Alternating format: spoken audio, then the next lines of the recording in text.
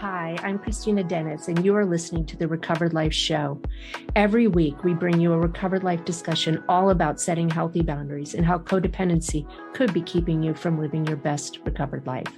Remember, addiction is a life-threatening condition, and the information in this discussion is provided as a resource only and is not to be used or relied on for any diagnostic or treatment purposes. This is not a substitute when professional diagnosis or treatment is needed. Now let's jump into the discussion. Welcome everybody to Recovered Life Discussion, and the title of this room is Setting Healthy Boundaries, and I love it.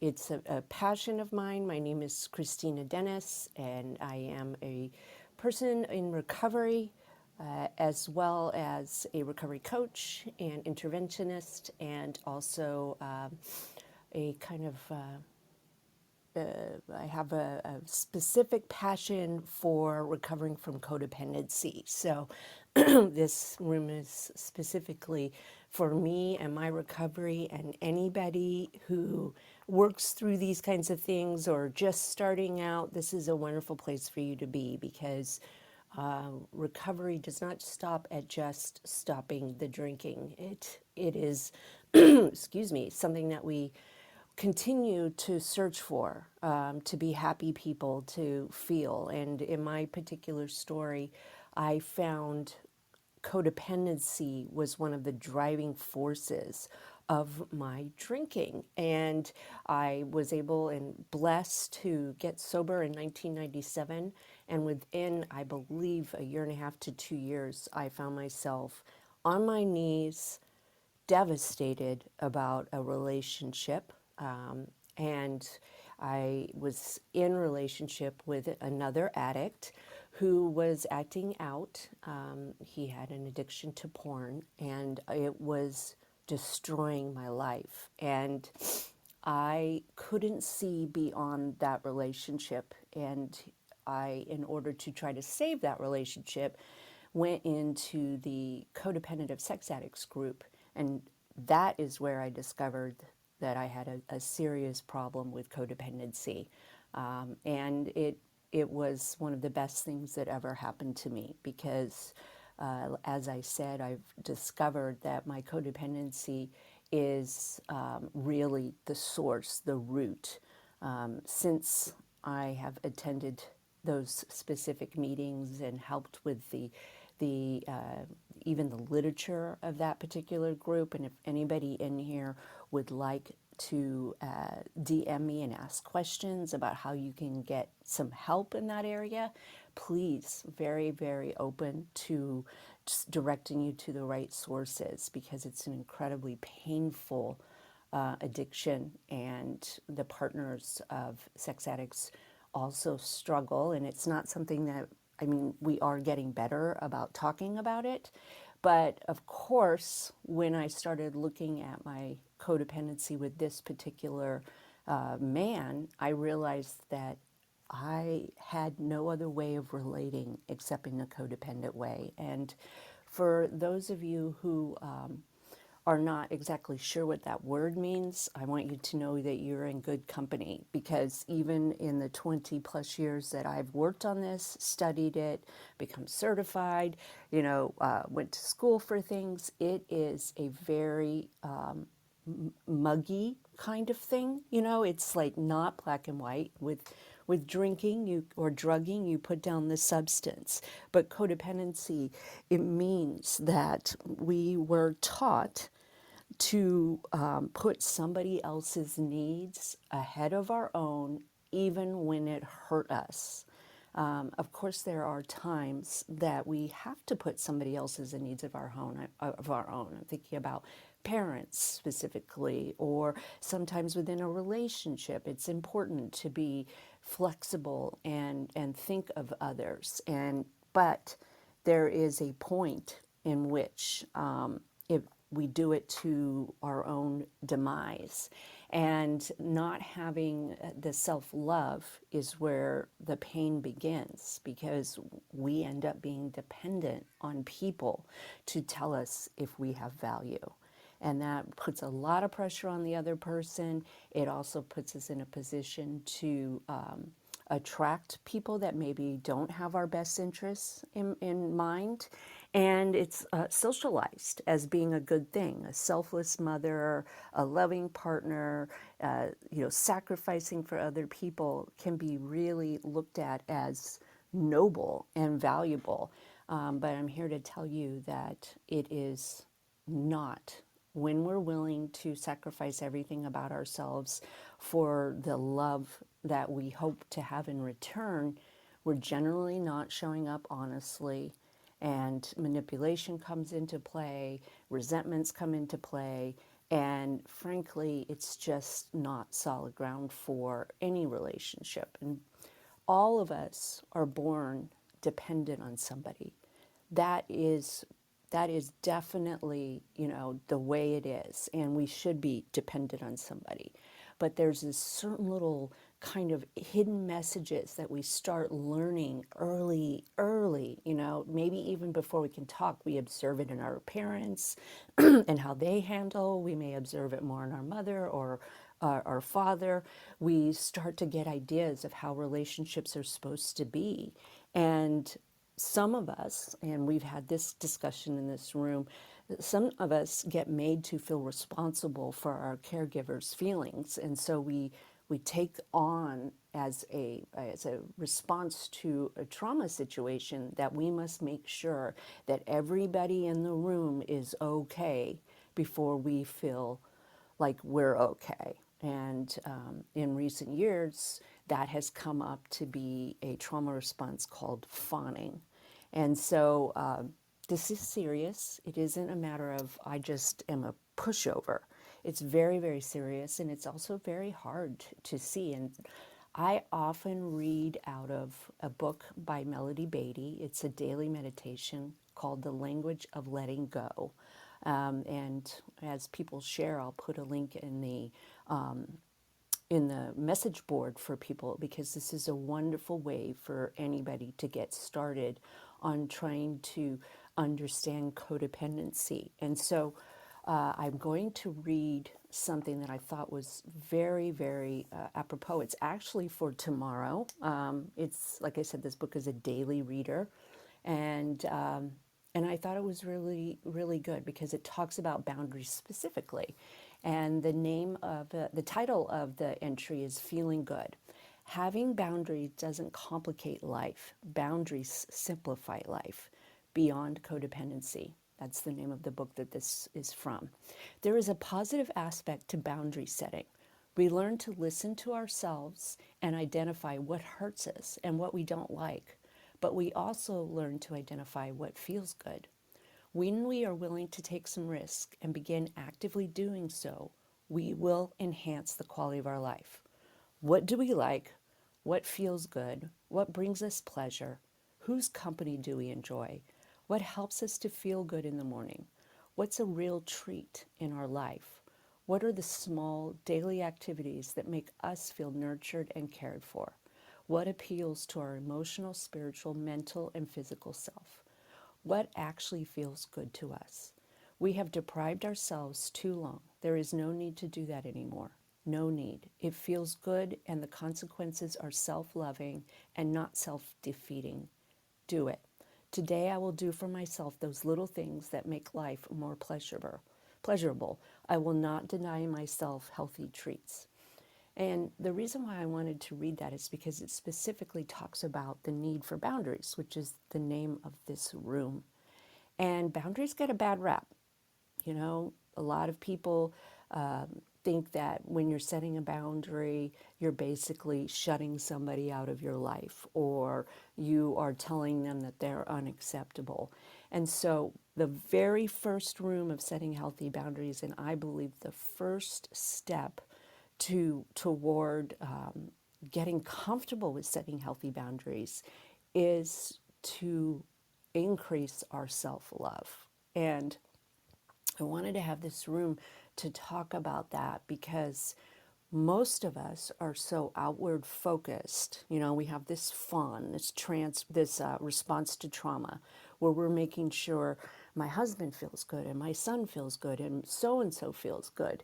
And thinking that someone out there is going to be wondering if I feel good. And what I believe is the most important door to start with is on a daily basis, start treating yourself with care and respect. Boundaries start with self love. Start figuring out what you like, what you want to be around. I'm in the process of finishing a workbook, and it's taking me quite some time to boil down to questions so that anybody can go on my website and get a really good idea of what codependency looks like for them, where it came from, and how it's preventing them from having a relationship that's honest and open, and what they could possibly look forward to. So in this room, we share, and we're here to support each other. This room is pre-record or is recorded, so it does get broadcasted on what do you call those things? Podcasts. And so please use first names only and be respectful. But I wanted to open up the discussion with people's either history on how they've learned to treat themselves better, or some ideas about how you can start treating yourself better. I cannot say enough how important it is, self care. And sometimes when I start working with somebody, it doesn't make a lot of sense. Like, I'm here because my partner won't do what I need them to do. You know, that was me when I showed up at my first meeting. I'm here because I need to figure out how to help so and so quit compulsively looking at pornography. It's hurting me. He's withdrawn, you know, as addiction does. Addiction gets in the way of our relationships.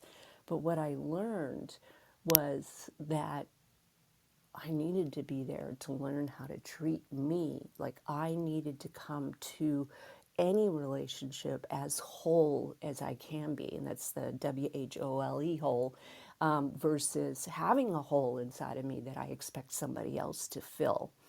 And the opposite of codependency is not independent.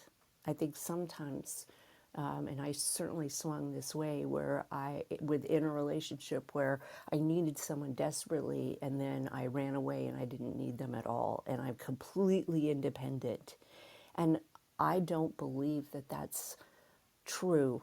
The opposite of a codependent relationship is an interdependent relationship. And so interdependency means that there are two whole people that get together and they create this third entity that is good for both of them at the same time. And we do depend on our fellows. It's okay, but it's out in the open. These are expressed expectations. These are negotiations. And it takes a lot of work, but we can start learning how to set healthy boundaries by figuring it out how we can feel good and take care of ourselves. And I would love for Kathy to respond and to open up the room for discussion, because we learn from each other, and just to hear what everybody has to say today, so that we can leave this hour with a little clearer idea about our own value. Kathy. Quite an opening, Kristina. Thank you. Self-love. I've put self-care in the share for the room. I think that's a Freudian slip, because we do get them mixed up. I know I do. For me, self-love, and it is about setting standards for myself. It is stopping that addict behavior where you can compare somebody who's worse off than you and think, well, I'm not that bad, to looking at somebody and then being someone you can aspire to in terms of professional stuff, or they always look good, they've always washed their hair, they've always got showered and dressed in the morning, whatever they're going through. But it does boil down to yourself in the end. You can take inspiration from others, but it has to, for me, it has to come from myself. And I feel better. I feel better when I get up and shower. I haven't for a couple of days because it's so freaking hot over here. And my boiler puts the heating on at the same time. Um, but I have, and I do, and I feel better for it. Because it's not just sat there. I'm not sat there hoping nobody visits me. I'm ready for anything. If somebody wants to come along and visit, great. Um, if they don't, great. If I want to do something, I'll do it. But it's that starting off with some self love. And I do look in the mirror of a morning and I smile. And I'm not very comfortable with my looks. So that's not an easy process for me. But I do it because I know mentally it prepares me and it makes me nicer to be around. If I can smile at myself and I don't see anybody all day, I can smile at myself when I go to bed because I respect myself. Um, and that's what I had been missing through my addiction and through my dependency on alcohol, was that self-respect. Because I didn't have to, I didn't want to, and I didn't have to. Um, and sobriety's given me that, and it's given me an insight into this codependency monkey that I've got on my back. And I'm working to do that, though I failed spectacularly yesterday when the room didn't open, and my first thought was to text Kristina immediately. Are you okay? um, Yes. yeah, but even that wasn't. That was, oh, I'm, it was, that was about, I wanted that room today. It's not happening. I can live without it. I enjoy that room, and but it's fine. It's fine. Kristina is fine. I'm gonna, get through it. Um, I'm rambling a bit now, but yeah, the self love thing is different for me than self care, though they often intertwine. But self love is not just looking in the mirror, but looking yourself in the eye and saying, I'm worth this. I'm worth whatever today brings, and whatever it brings, I can cope with it because I have got to, and I'm not hiding. I am here and I am present, and I will take it on. Whether that brings joy or sorrow, you don't often know. Um, but yeah, self love, to look yourself in the eye. That's what I've been looking for, I think, all these years, and it's becoming easier and easier to do every day. And that's me out. Oh, thank you. I love that you brought up self-care, and because this is I think the foundation of any time I start working with somebody, and it was taught to me by a woman with an immense amount of not only sobriety but recovery from codependency. It was starting off your recovery, your day, every day, checking in with yourself and having a plan on what you're going to do. And I actually call it a personal care contract. And this is very simple for anybody. You don't need a coach to do this. It's great if you can do it with somebody else, so that you keep each other accountable. But I wake up every day and write, what am I going to do for myself, especially in the beginning, physically, spiritually, and emotionally. And just taking action in those three areas, doing it on purpose, knowing that I have some autonomy and power, helps me get in the right frame, because I don't think many people show up in recovery with a lot of self love. But that's also one of those things like, well, you just have to think positive. How? How do you start doing that? How do we turn away from, you know, decades? At the time I was 28.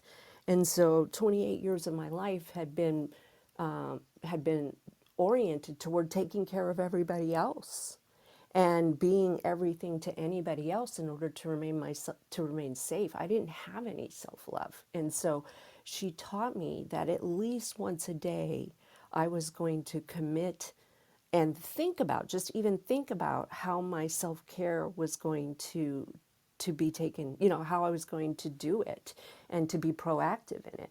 And having that just kind of like a barometer, like, or a setting on a radio, like, oh, okay, I'm going to tune into what do I feel like and what do I need today. And so, a lot of times we can start setting up activities and, using our integrity, which increases self-esteem by fulfilling these things, and they are actionable. We can do it, and it does open up. And sometimes I know if you're in a lot of pain, you're in a really painful codependent relationship, especially if it's somebody who is struggling with sobriety, it can sound like, oh, I'm just going to let them, suffer. I'm just going to let them. That's not what I'm here for. I need to learn how to help them. And it sounds crazy that you have to help yourself first. You have to do that. You have to focus on you. And in turn, that kind of releases the other to go ahead and maybe possibly get to a place of surrender, or have at least a model of somebody who's starting to take care of themselves. And it's truly the first step in any recovery program, well, in this codependency recovery program. Kat, thanks for coming up. Hi, morning. Thanks for having me. And thank you for holding the space, Kristina and Kathy. Man, I'm just like reflecting. So like the topic is kind of what the journey of self-love has kind of looked like for us, or Yeah, something is that like right? that. Like the first step, Okay. that first was, there's a positive aspect to boundary setting and how it opens us up to actually start thinking about what our needs are. That's actually the first step. Okay. So yeah, I mean, when I first came into recovery, I remember like I made the home group my higher power. Some people would say to do that.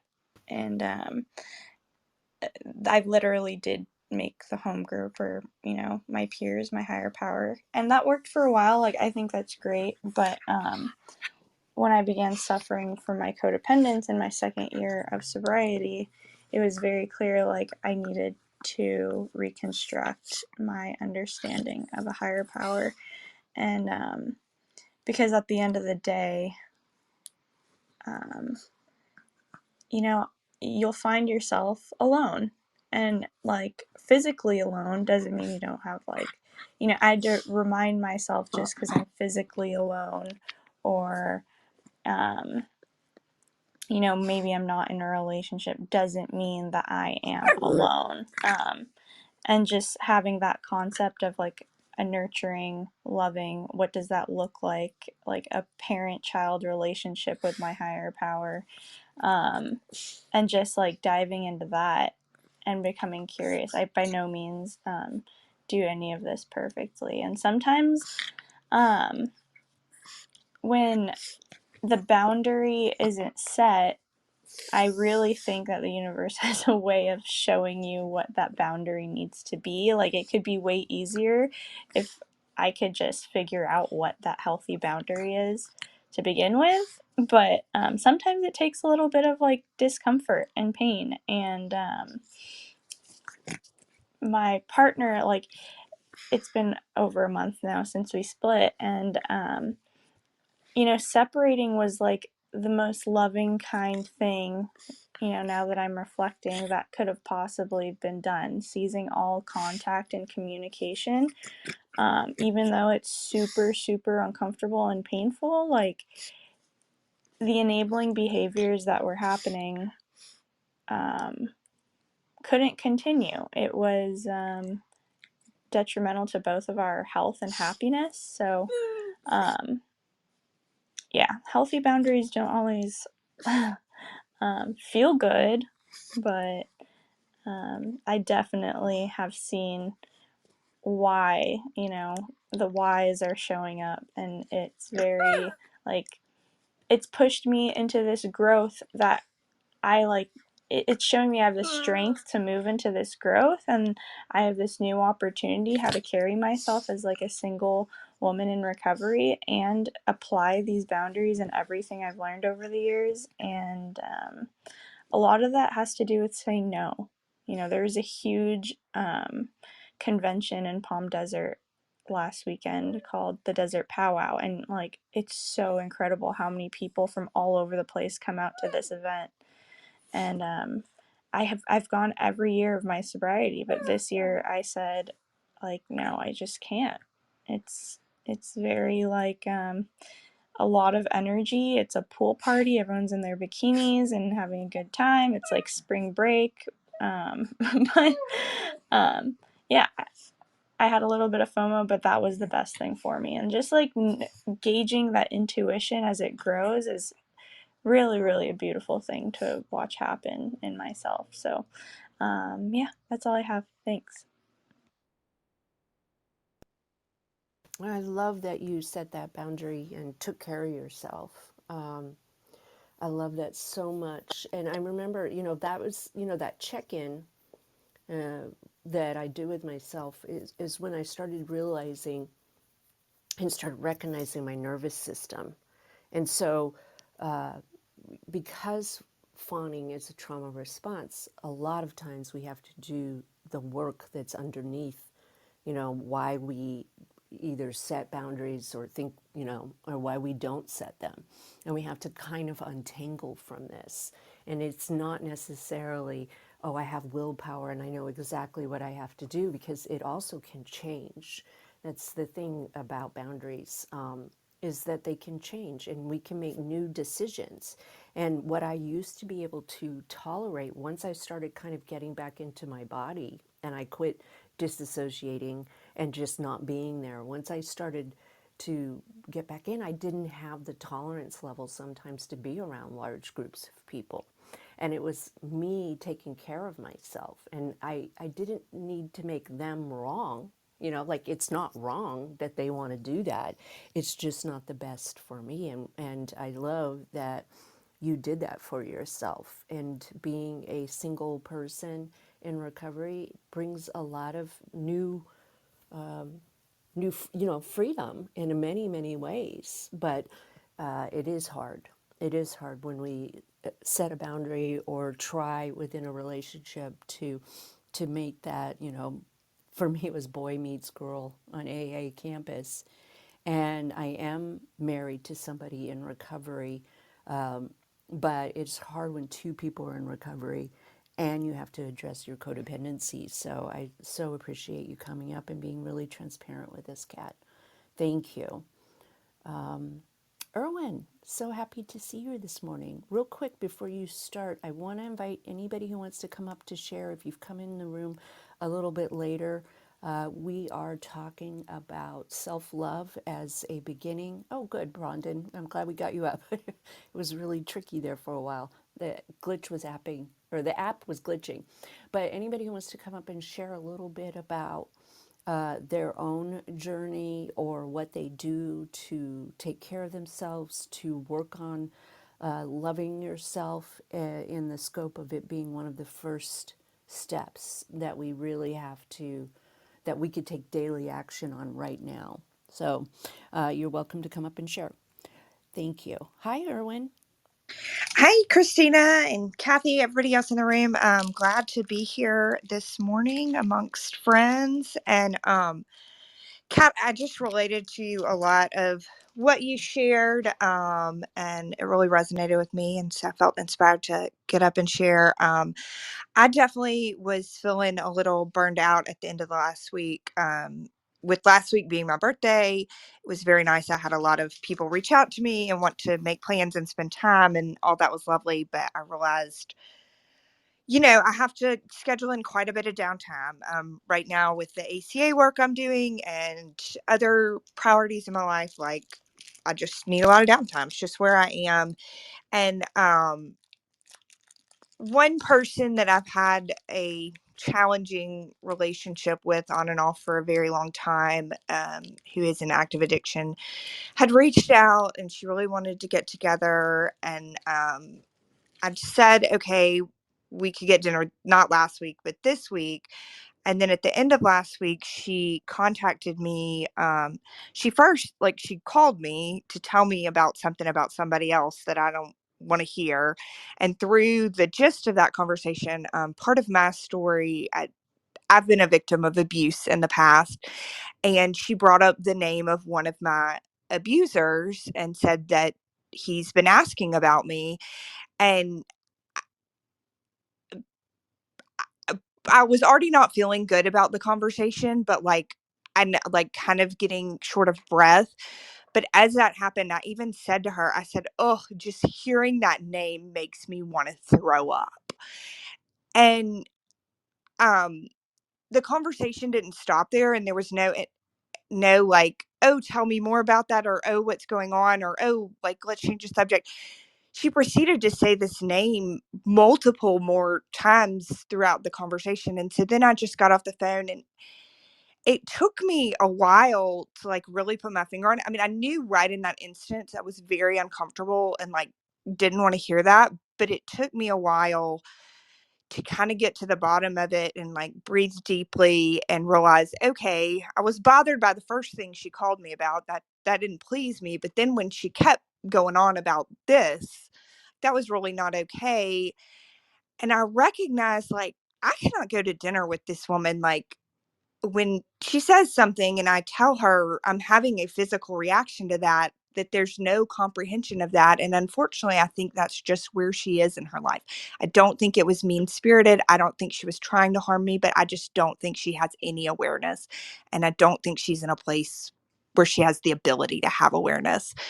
But, so I just sent a text earlier this week because I did want to give her the grace of like giving her some notice that I was canceling this and not just cancel day of, which I felt like that was some progress for me because like I've been better about listening to myself, but I've also been like still kind of pushing myself like, well, maybe the day of you'll feel differently. And on Monday I realized like, no, I'm not gonna feel differently. And I just let her know like, hey, I've got a lot going on this week. I'm not gonna be able to go to dinner on Wednesday.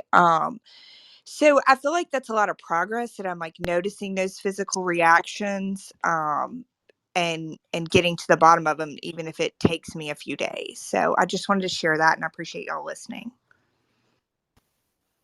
Yes, you brought up so many good things, Erwin. And Kathy, please feel free to respond anytime you'd like to. I'm kind of hogging it.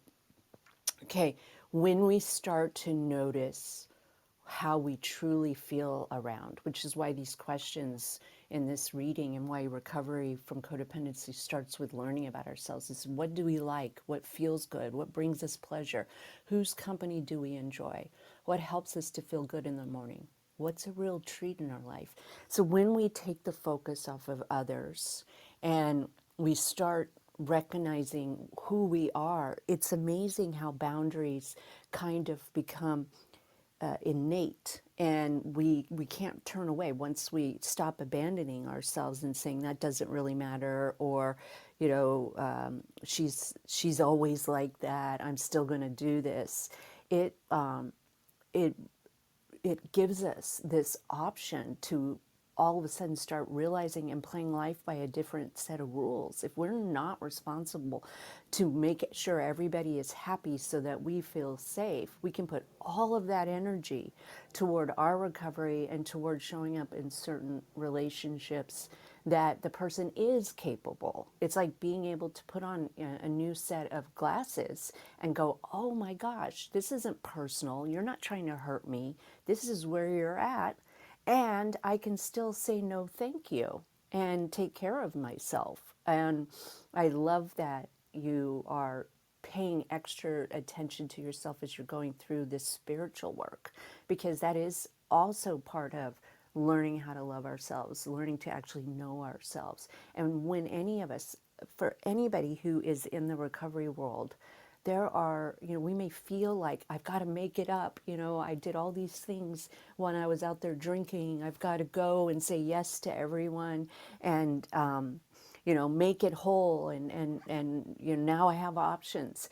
But it isn't the greatest thing for us. Like, we all have to treat ourselves with some care, recognizing that we have limits. There was a reason why I drank. My nervous system, I needed to check out. And so those problems didn't go away when I stopped drinking. A lot of the problems that I had added to my life by drinking alcoholically did. and that was great. But that underlying stuff was still there. And so I needed to go and do the work. Everybody knows I came through 12 steps, but there's a part of 12 steps in the big book where they say, of this we know very little. We are a spiritual kindergarten. And that means that, we may address our drinking if you are a substance abuser like me, but we still need more work on our living. And this just everything that you shared was beautiful. Thank you, Erwin, and happy birthday again. You can just celebrate the whole month, according to me. Yeah, I agree with that, Christina, about the birthday, definitely, and about the other stuff. That sounds like an amazing journey in a very condensed space, Erwin, and I love it. It's the definition of self love and setting the healthy boundaries. You you thought on it. You went with literally your gut, and you decided, nope, it's not for me, and that's fine. You said what you needed to say. Um, so yeah, I'm so pleased for you. That's a great journey to keep in mind. I think on this particular on this, well, just in life generally. You gave it a fair shot, and nope, it felt funky to you, and you ducked out, and not ducked out, but you know what I mean. You took responsibility for yourself first, and that's the key to it. So thank you, Owen. That was a terrific share. Brandon, how are you? I hope I've said that right. Yeah, Kathy, thank you. I'm doing okay. Happy to see you up here. It took us a while to get it working. Yeah, no problem. So I'm not too familiar with the space with the club, but from what I've gathered, many of the people here have some experience with addiction and um, and this particular discussion is about boundaries as a mechanism for managing the recovery process Yes, and in relationships. and in relationships. Okay. Well, I tend to accept that just because of conditioning and trauma, I very early in my life adopted a relatively anti-addictive personality. I failed chemistry in part because I'm just not really good at it, but also I spent a lot of time, a lot of hours walking back and forth in the small house that I grew up in, from the back door to the front door to the front window, looking out, waiting on my father, who was um, essentially a lifelong alcoholic. And my concern would be, whether or not he would not come home, and that a state trooper would come to our door to let us know that he'd been killed. And that didn't ever happen. Actually, at the end of his life, where he had really essentially abandoned drinking, and unfortunately, as a result of his drinking, developed pancreatitis, which was very painful and difficult. And then he got cancer, and then that was just sort of his demise. But I think he spent maybe the last 5 or 6 years of his life sober. But the result of that for me has also been really existing in the space of survivor's guilt around any addiction that I have proximity to, which is why during the pandemic, I decided after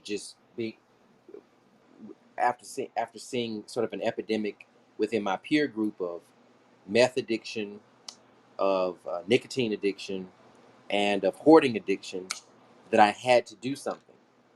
And not thinking really that I was prepared myself emotionally to take that on, but the question really was, if not me, who? Because so many people don't recognize these behaviors as a problem, especially if the person has money, if the person has social capital, if the person is attractive. And so for me, I had a point of view that most people who were not experiencing addiction, or at least not experiencing it openly, would not have. And I thought I could be of help. But lately, I've been struggling with a lot of my clients, particularly in the hoarding space. Less so than those struggling with meth, which is interesting. Um, the communication and the language is much easier with the clients who are experiencing a narcotic addiction versus those that are experiencing the type of addiction that requires them to have to acquire material goods um, in order to feel some level of safety or stability. And the unfortunate part is that the first few people that I work with have been close friends and relatives, and so they're very comfortable isolating me or isolating my set suggestions and recommendations. They're very comfortable throwing things like doctor's appointments or travel obligations up in avoidance of the work that we have to do on a continual basis. And even to the extent that I've experienced violence at the hand of some of those clients. And, now I wonder, um, now I'm struggling with exactly how to proceed with those engagements. I have right now. I am cut off from two people. The last conversations I had were a list of reasons why they couldn't do what we had agreed we would do, and now it's just it's. I can't say I'm detached. I'm less emotional about it than I thought I would be, but I'm still very bothered. Um, I just see so much time and so much potential being wasted in people that I care about. And I also see, for example, I have a close friend who's a peer who's frankly his sex life has been impacted by his hoarding addiction, by his association of professional prestige with his value and worth as a person, to the point that I even look at that as some form of addictive behavior, pathological behavior.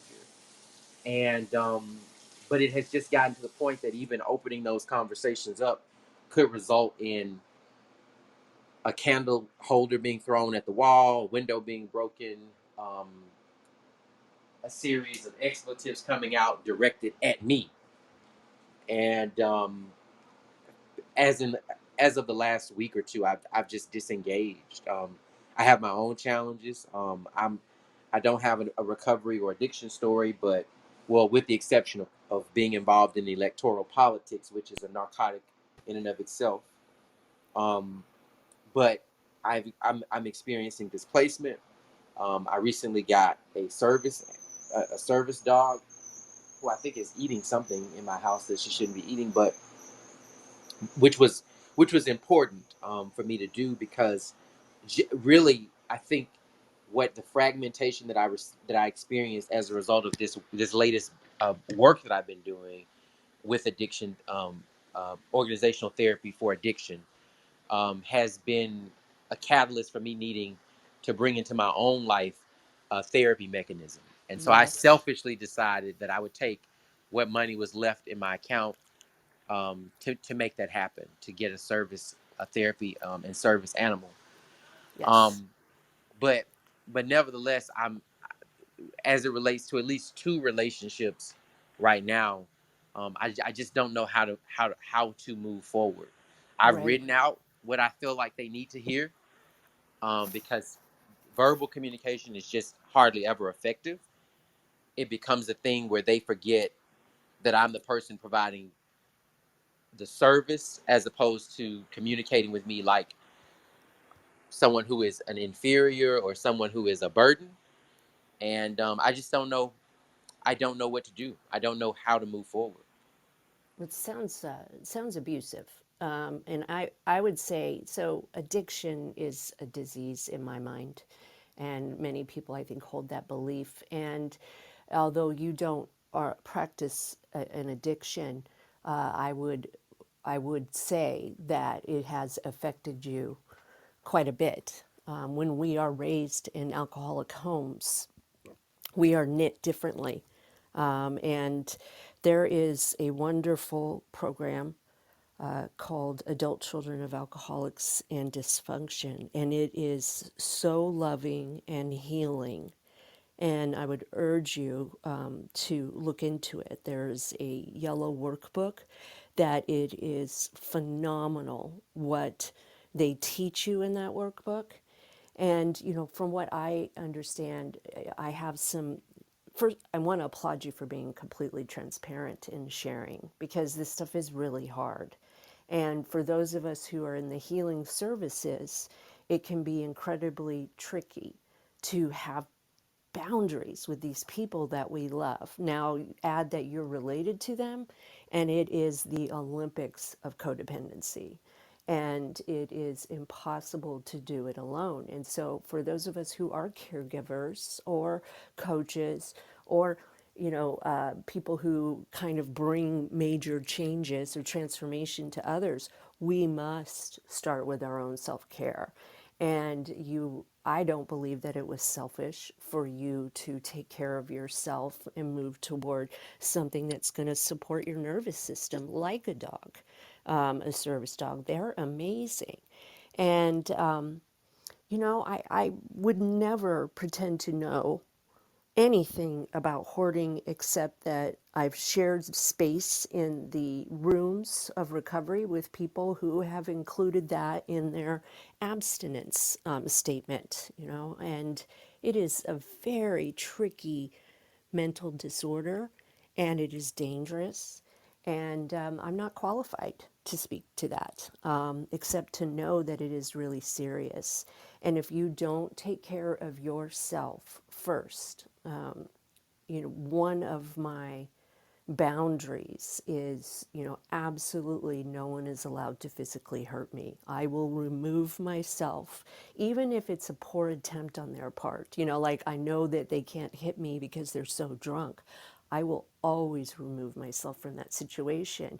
And it's going to take that person looking at themselves and coming up with a lot more of a support plan so that they don't get to that place where they're throwing things before I re-enter into their life. And that is one of the reasons why doing the work, like the ACOA workbook, is so significant, because it helps us understand why we have belief systems that say it's okay, it's my job to kind of come and help this person, I'm responsible for the intervention, it's up to me. We cannot recover for other people. You may be able to help this person with physical removing of stuff and having them show up, but you can't go into their brain and help them heal what is broken. And it's a really frustrating part of codependency recovery and caring. I've learned over the years, I cannot get somebody else sober. Period. I can be a testament to the recovery. I can tell them how great it is to be a sober person. I can show them what I've done. But eventually, they have to have that surrendering point. And I am not able to give that to them. I have serious limits. And just understanding that, that this is their path, whatever it is. But I would urge you to kind of consider becoming part of the recovery community and talking to fellow travelers. That's what we call ourselves in the ACOA program, and getting some help, and also realizing that you're not alone at all. You've chosen, it seems like, a pretty difficult profession, but it's important for you to really, really double down on your self compassion and take care of yourself first. And then that gives room for higher power, higher source, people's journey, destiny, whatever you want to call it, to step in and do the rest of it. And so I really appreciate you coming up and sharing. Yeah, Brenda, that was I applaud your vulnerability there. Sorry, you're going to respond to Kristina. I do apologise. No, Kathy, I would love to hear from you. I just wanted to. I asked that, there's so much dimension to. I don't even know how to describe it, Christina. It's like you are not. I am not experiencing addiction, and I almost can just, in a moment, I can say, okay, I've had 4 Cokes today, so I'm tripping. I mean, anything. It's always like is that in excess? Is that in excess? And I mean, I'm just a minimalist. Is the best way to describe it. But I feel that my nervous system reflects that of a person who has lived with addiction, and it, I don't know how to explain it, and Hmm. what it does to me, it says, you just have to be, I took it as a sign that I just have to express the greatest deal of empathy and concern for people who are really living with those things. But then I think that may be a very problematic and unethical way of looking at that reality. Yeah, but it slips into enabling pretty easily. And make no mistake, even though you are not an active addict, addiction has affected your childhood and your life. Addiction is a family disorder. It affects everybody, and it's very, very deep. And even though you are successful and are able to do what you're doing, there are things that need to be addressed and healed. And so when I say become part of the recovery community, you do not have to be an addict to substance to belong. It's a really great place for you to share openly, be supported, and kind of start figuring out what's going to work for you, what's not going to work. I mean, it's one of the reasons why we meet every Wednesday, and talk about setting these healthy boundaries, because they are very complicated. It is not as easy for a codependent. Somebody may show up and go, well, just stop going there, and they look at you like, what, why are you doing that? And that's why we kind of pull apart the situations. But thank you again, and I look forward to seeing you in the room again. Yeah, I hope to hear. Hope if Kathy has something to share, but really and truly, because some of this is so fresh, Christina, I hope that before the evening, maybe you and I can jump into a space together, because there's a lot more that I'd like to be able to share with you. Because I mean, Sure, DM I me. okay. Absolutely. Yeah, you've got the best in the business there, Brandon. And I wanted to say I really applaud your empathy and you're wanting to get involved, and you've intellectualized this and you've thought it through, and you've done your side of the work. And but if I may say, I think I hear a bit of frustration in your voice. And I understand that. If I'm stepping over the mark, I apologize, but I understand that. But yeah, there are some great resources in Clubhouse for ACOA. But yeah, definitely chat with Christina. But great share, thank you so much. Thank you. Loki, is that how you say your name? What would you like to share? Hi. Yeah, I was listening to all the discussion about the effects of the brain. And I've been recently coming into, figuring out what my whole life was about for the past 43 years. Like, what was that all about? And I know that I've had problems before with, various things like alcohol, marijuana, sex even. And just recently, I've just discovered about that sex is an addiction, and I joined a group on Facebook, and I also been really looking into various researching like various uh, sources on the topic and getting a better understanding. And so I think that for um, with my plan of self love, it's having compassion and knowing the background of these kinds of behaviors. And I wanted to share something that I learned recently, um, reading over Gabor Mate's In the Realm of Hungry Ghosts. And he's for those that people probably know about him, but for those that don't, he's a psychologist in the Pacific Northwest area in Canada, and he cites um, he cites Daniel Siegel, and in the book he says that he cites Daniel Siegel that he suggests that poor attunement can interfere with the development of brain circuitry. This can lead to distorted levels of brain's endorphins, which soothes physical and emotional pain. Poor attunement can also result in fewer brain receptors of dopamine, which is a neurotransmitter that sends messages of incentives and rewards. And considering my past.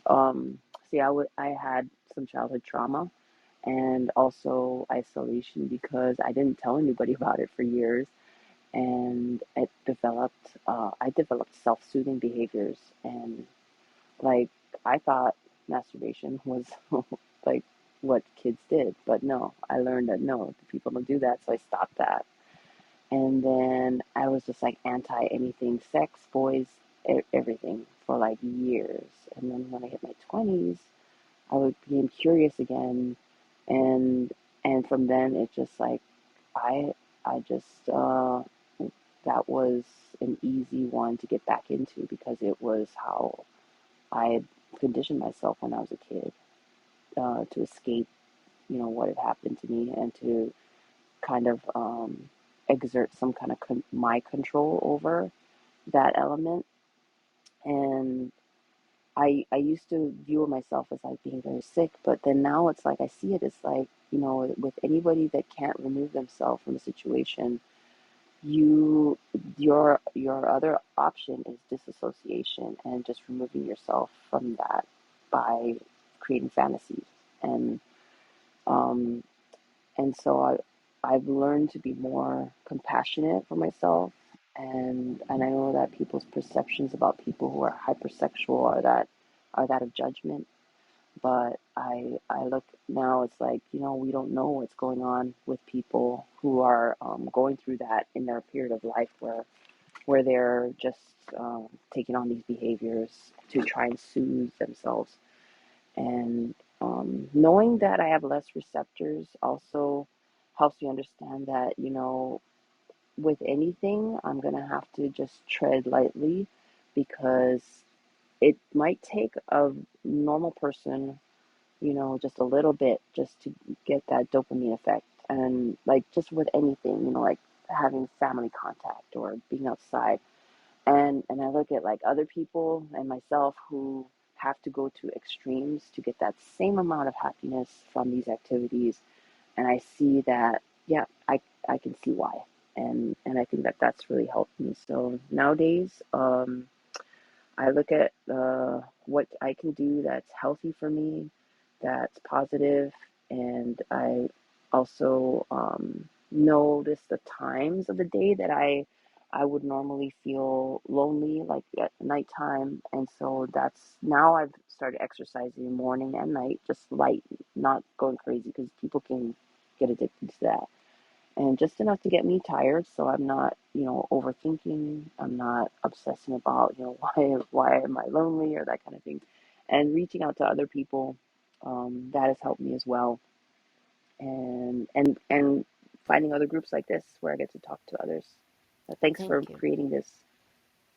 Thank you, Loki. I so appreciate your willingness to be transparent. And, you are 100% correct. Self-soothing is what happens, and sex addiction is very difficult. The fantasy part, everything that you shared, and so I applaud you for going down this, some very interesting things because sexual anorexia is the flip side of compulsive sexual sex addiction. And it's a very tender subject, and it need not be. Like, we need to have really good open spaces that talk about sexual addiction and the need for it. I don't know if you have ever read a book called The Molecule of More. It is amazing. It's one of the latest books on the molecule dopamine and what ends up happening. And I think that you would really benefit from reading it because it really kind of explains about how dopamine is in our system and what happens after, and that's that cycle of addiction. So, unfortunately, we are out of time. I hope that you, Loki, will join our community, the Recovered Life community.